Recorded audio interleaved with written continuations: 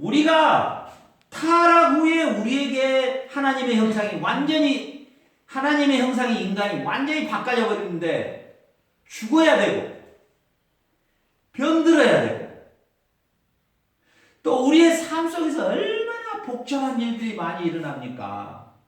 우리의 삶 가운데서 정말로 지저분한 일들, 추접스러운 일들, 말도 꺼내기도 싫은 일들, 복잡한 인간관계, 또 나만이 가지고 있는 고통, 나만이 가지고 있는 어려움, 이런 것들이 내 안에 얼마나 많냐 그 말입니다. 그래서 욥기서에서는 인간은 불이 위로 솟듯이 인간은 고난 때문에 고난을 위하여 태어난 존재라고까지 고백을 해요. 인간은 이 세상에서 가질 수 있는 물질, 이 세상에서 가질 수 있는 모든 걸 가져도 결국은 그 안에 참 기쁨과 참 행복을 누릴 수 없도록 돼 있어요. 이번에 지금 미국의 그 아파트 붕괴로 해서 아파트가 그냥 무너져가지고 사람이 엄청 많이 죽었어. 그 사람 안에 이 파라과이 대통령 부인하고 애기들이 있어요. 예. 코로나 기간 동안에 안전하게 미국으로 보낸다고 했지만 거기에서 죽을 줄 어떻게 알았겠어요? 그 하필이면 그 아파트에서 그 안에 대통령 부인이랑 애들이랑 다 죽어버린 거예요. 그게 그냥 우리나라 9시 뉴스에 막 나오는 거예요. 파라과이. 자기들이 여기서 떠날 때는 어떻게 떠났을까요? 지금 코로나가 심각하니까, 파라과이가 심각하니까, 그래도 미국이 제일 나으니까 미국에 가서 편안하게 아파트 그 휴양지에서 즐기라고 보낸 거 아닙니까? 그러나 자기 들려온 소식은 뭡니까?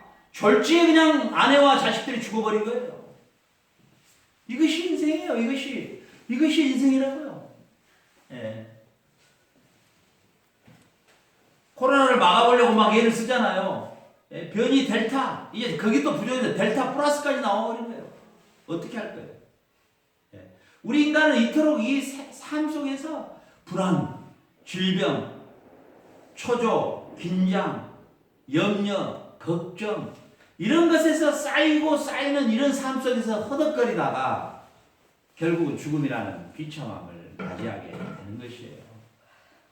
이것이 우리 인간이 타락함으로 변해버린 하나님의 형상입니다. 아무런 소망이 없어요. 아무런 소망. 이걸 모르는 이 비밀과 이 놀라운 사실을 모르는 사람들은 그냥 세상 속에서 그냥 세상에 만족하고 세상에 가진 거 많이 있고 배부르고 즐기고 누리고 이것이 그들의 삶의 전체라는 것으로 우리나라의 노래 중에서도 노세 젊어서 노세 근데 스페인어를 상당히 빨리 익혔나 봐. 노세 이야 우리나라 노세가 있더라고요. 노세 젊어서 노세 늙어지면 못 노나니 이게 뭘까요? 이게 노래지만 말이죠. 이게 노래지만 인생은 이 살 동안에 그냥 놀새가 최고다는 거예요. 그 이상 뭐 답이 없다는 거예요. 그러나 조금 수준 높은 노래가 있죠. 인생은 나그네기. 인생은 나그네기 어디서 왔다가 그렇죠? 상당히 수준이 있죠. 어디로 가는가 이건 상당히 좀 깊이 생각해 본 거예요. 도대체 인생이 어디서 와서 어디로 가는 건가? 이 타락 후에 우리 인간의 모습이라고 하는 삶이 이렇게 비참함 속에서 살아가는 거예요. 특별히 이 인간의 관계들, 또 나만의 고독함, 나만의 그런 모든 문제들이 얽히고 설키고 살아가고 있는 것이 우리 인간의 삶이라는 것이에요.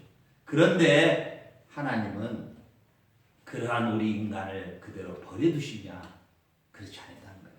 이게 기쁜 소식입니다. 그런 우리 인간, 그런 상황에 빠져있는 우리 인간을 그대로 버려두시지 않았습니다. 다시 어떤 계획을 세우셨느냐? 본래 타락 전에 아담의 형상, 하나님의 형상인 아담의 모습으로, 환경으로, 여건으로 다시 우리를 복귀시킬 계획을 세웠습니다. 누구 안에서? 그 아들 예수 그리스도 안에서. 주 예수를 믿으라. 그리하면 너와 내 집이 구원을 받을 것이다. 하나님이 세상을 이처럼 사랑하사 독생자를 주셨으니 이는 저를 믿는 자마다 멸망치 않고 영생을 주려 하십니다. 하나님 아들을 믿는 자는 이미 사망에서 생명으로 옮겼느니라. 누가 그리스도의 사랑에서 우리를 끊으리요? 기근이요 핍박이요 환난이요 굶주림이요 누구도 그리스도의 사랑에서 우리를 끊을 수 없느니라.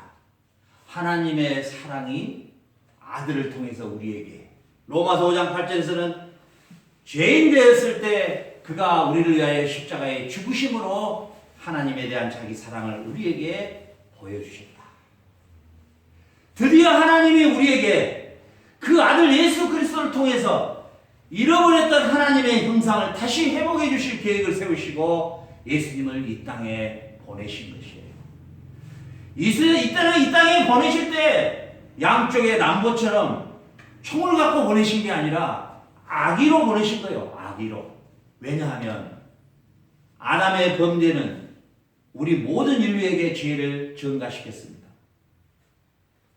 아담의 범죄 하나가. 그러므로 우리는 아기가 태에 자리 잡을 때부터 이미 죄를 갖고 태어납니다. 그렇기 때문에 하나님이신 예수님은 육신을 입고 성령으로 잉태하여 아기로 의도적으로 오셔서 아기 때부터 우리가 가지는 죄를 완전히 도말시키고 소멸시키기 위해서 그분이 아기로 오셔서 33세에 십자가에 우리의 죄값을 치르십니다.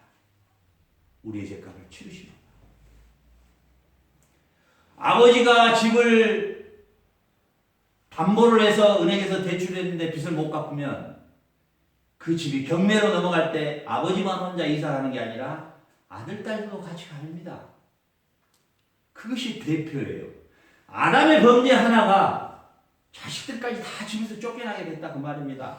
우리가 선악과를 따먹은 적이 없어요. 그런데 대표인 아담, 인간의 대표인 아담, 그 아버지가, 최초의 아버지가 보증을 서서 집이 넘어갔다 그 말입니다. 우리까지 같이 다 나가야 됩니다.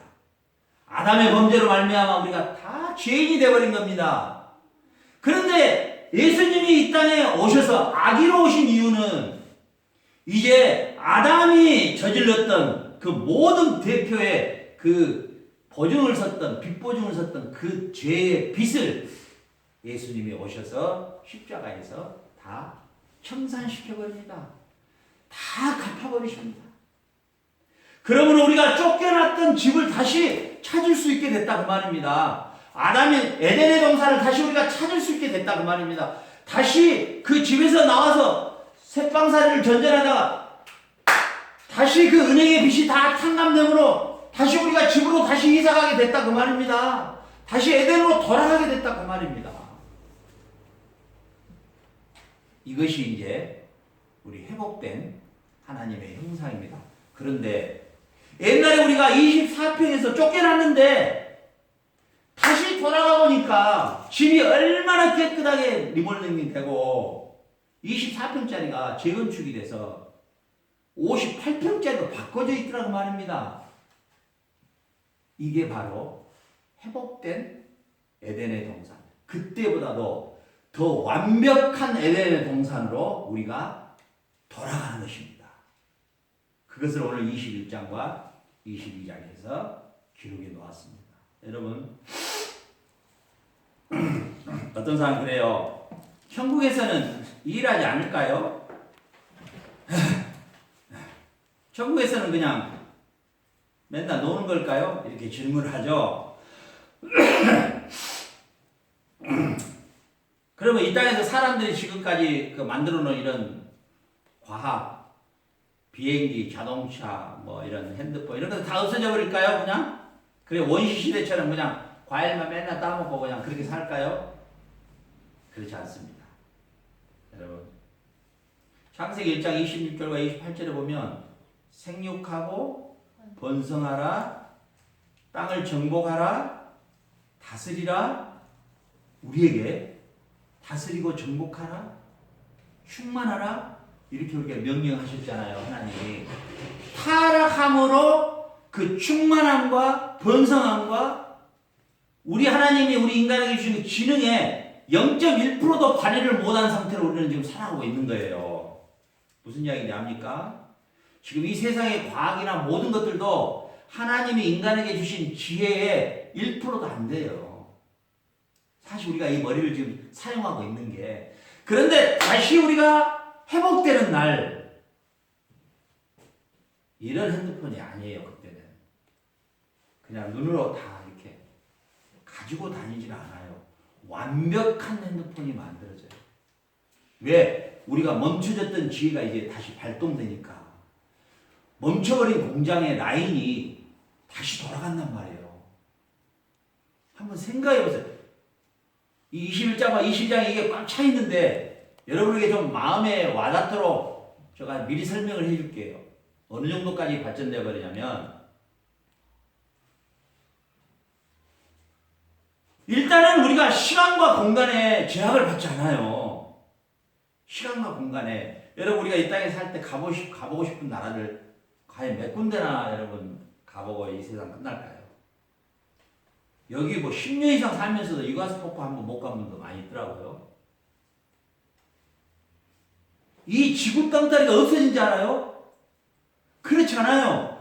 이 지구 땅다리 자체가 완벽한 질서로 바꿔지는 거예요. 완벽한 질서. 그것을 오늘 21장 1절에서는 또 새하늘과 새 땅 이렇게 말합니다. 그럼 헌 땅과 헌하들이냐 이런 뜻이 아니고요. 완벽한 질서로 바꿔진다는 거예요, 여러분. 그럼 뭐예요? 우리가 시간과 공간을 이제는 제약을 받지 않는 존재로 살기 때문에 이 세상에 돈 있고 시간 많은 사람들이 누렸던 그런 여행, 우리 다 누리고 살아요.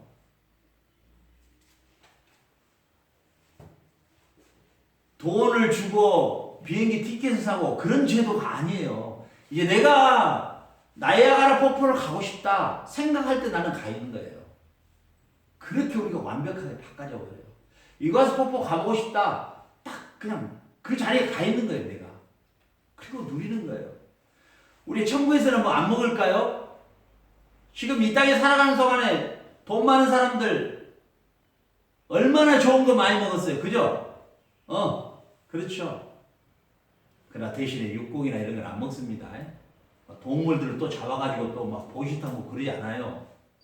원래 하나님이 동물을 만드실 때는 우리 인간이 마치 어린아이가 장난감을 가지고 즐기도록 이 동물들을 창조해 놓은 거예요.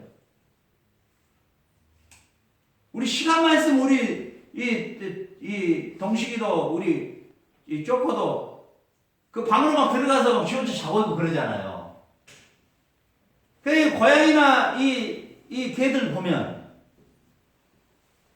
참 이뻐요. 저 뒤에 있는 우리 원숭이도 봐보십시오. 얼마나 이쁩니까? 저 원숭이가 뭐 밥을 합니까? 집을 지킵니까? 운전을 합니까? 그냥 저렇게 놀고 있는 모습으로도 우리에게 기쁨을 주고 우리에게 행복을 주잖아요.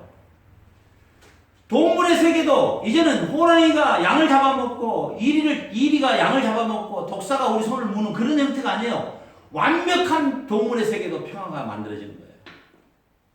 아담이 범죄함으로 말미암아 동물들이 저주를 받고 땅이 저주를 받았잖아요. 그리고 하나님이 우리에게 주신 과실, 하나님이 우리에게 주신 채소, 하나님이 우리에게 주신 음식이 나비 한 가지도 2만 가지다 그러잖아요. 나비 한 가지도. 우리가 타락함으로 말미암아 사라져버린 그 과일들이 다시 다 복구돼요. 얼마나 풍요로운 삶을 내가 안 먹은다고 배가 고프냐? 그렇지 않아요. 먹는 것 자체가 즐거움이에요. 기쁨이에요. 그런 세상이 와요. 우리 자동차 없어지지 않아요. 완벽한 자동차. 지금 크라이슬러인가 뭐 여기에서 뭐 어디예요? 뭐 자율운행 뭐 이런 거 나오잖아요. 그래서 지금 사고 많이 나잖아요. 그러나 그런 차가 아니에요. 완벽한 모든 질서가 완벽한. 그러면서도 뭐예요? 사고팔고가 없고 화폐가 없고 가진 자가 없는 자 이런 것이 이제 사라져버려요. 아픈 거, 없어져요. 죽음 아예 없어져요.